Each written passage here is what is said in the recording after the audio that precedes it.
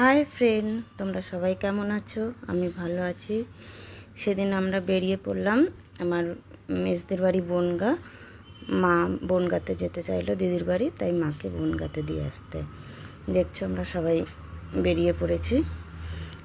যেতে যেতে দত্তপুকুরে ওখানে একটা মালাই চায়ের দোকান আছে, যেটা আমরা যতবারই যাই আসি ততবারই যাওয়ার সময় প্লাস আসার সময় আমরা মালাই চাটা খাই, বা এমনিও কখনো মাঝে মাঝে সানডে করে ঘুরতেই ওই দত্তপুকুরে মালাই চাটা খেতে যাই। তো এবারে মা ছিল সঙ্গে, তাই মালাই চা খাবো না এটা তো হয় না, তাই মালাই চায়ের জন্য ওখানে নেমে গেলাম। আমি আর আমার বর দুজনা প্লেন এমনি চা খেলাম। আমার প্লেন চাটা খেতেই মানে এত টেস্ট লাগে কি বলবো, ভীষণ টেস্টি, যেটা মানে আমার মানে দু কাপও খেয়ে নিই কখনো কখনো। আর মা আর ছেলে ওরা মালাই চা খেয়েছিল, আমি আর মালাই চা খাইনি, আমি ওই প্লেন চাই 2 কাপ খেয়ে নিই।